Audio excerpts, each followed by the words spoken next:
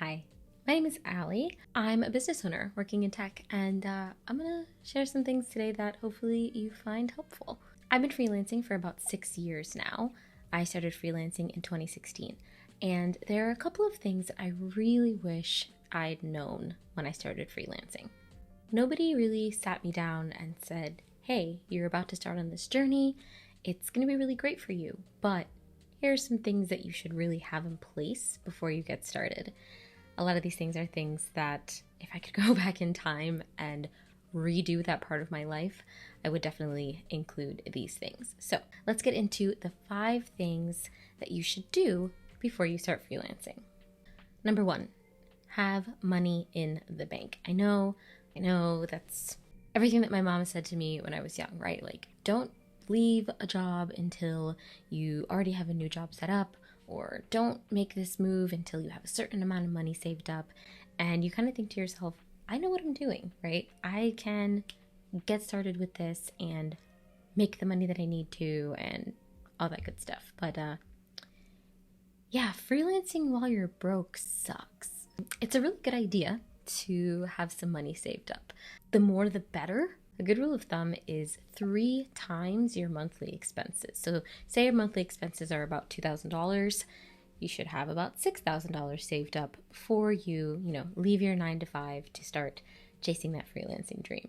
Number 2, decide what you want to do before you go ahead and do it. That might seem a little backwards or obvious, but hear me out.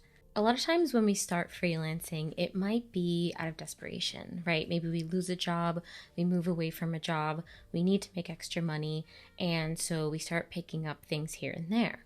It's really important to pick something that you either already know how to do well or are willing to really take the time to learn how to do well. I am really not a big fan of the whole fake it until you make it thing. Don't make it up as you go.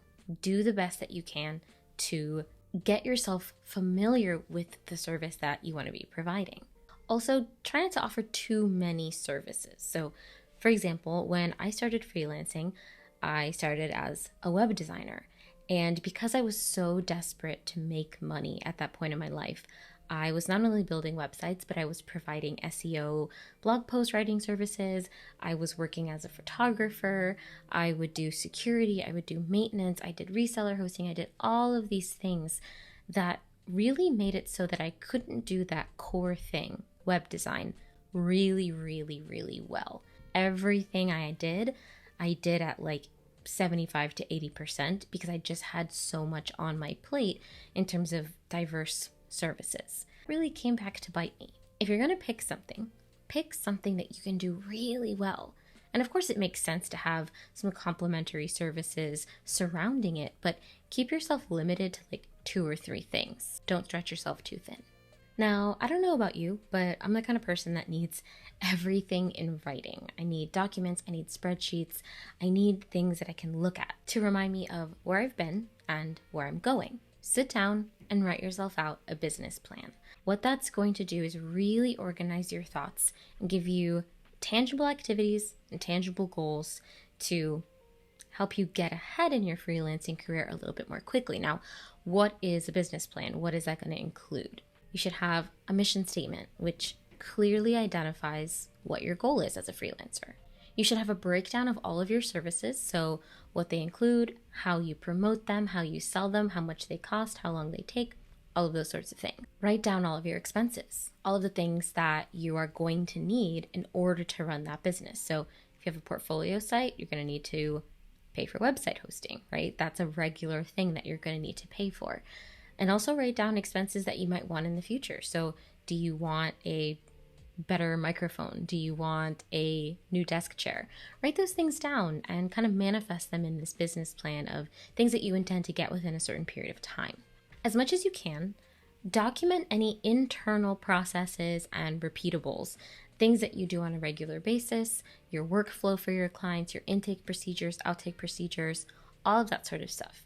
Think about it like this. If you get sick, you get hit by a bus, whatever, and somebody else needs to run your business for a little while, they should be able to look at this business plan and really understand how and why you do things. And your business plan should include your brand identity information, right? So your logo, your colors, fonts, all of those things that make your brand stand out visually. I might do a video in the future about business plans. Let me know if you want to see that. But yeah, having a business plan when you start freelancing is really important, and you can always update it and edit it. It can be something that nobody ever sees but you.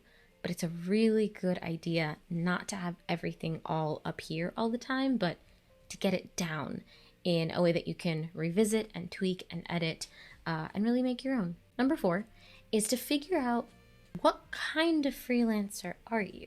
And this is mainly for tax purposes, right? So are you a sole proprietor?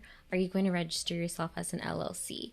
That's a whole other can of worms that I can't really go fully into today just because I'm not an expert on that. But for example, I operated for 5 years as a sole proprietor. I was just Allie Nimmons, that was it. And as I grew, I realized that it benefited me more to start an LLC. And that's where Bedia Productions, my company, comes in. There's so many different benefits to either or. It's really what works best for you. So do a little bit of research, figure out which one of these things you want to be. And that way, when you sit down to do your taxes, you know exactly what you're up against. And my final bit of advice is to build a portfolio, right? Again, sounds obvious, but think about building a portfolio or how you're going to build that portfolio prior to starting your freelance journey. If you can build some dummy websites, fake websites for fake companies. If you're a photographer, do some free photo shoots for your friends or your family, right? Build a body of work that you can use right away to get started getting those clients. Now, that work might not be perfect. It might not be the best of the best, but people are going to want to see what it is you do. Having that portfolio to be able to share with people is really, really powerful when it comes to actually getting on those clients. Not to mention the practice that you get and the things that you learn in kind of having this sandbox place to play and learn. So that's that. Those are my 5 tips to keep in mind if you want to start freelancing. Of course, you can start freelancing without any of these things. Everyone's journey is different. I started without any of these things in place. But as I went, I realized how important they are. And I could have saved myself a lot of time and money and effort if I'd started a little bit stronger. So I hope these things help you. And if there's something that I forgot to include, please leave it in a comment down below. I'm here to learn from you too. I'll catch you next time.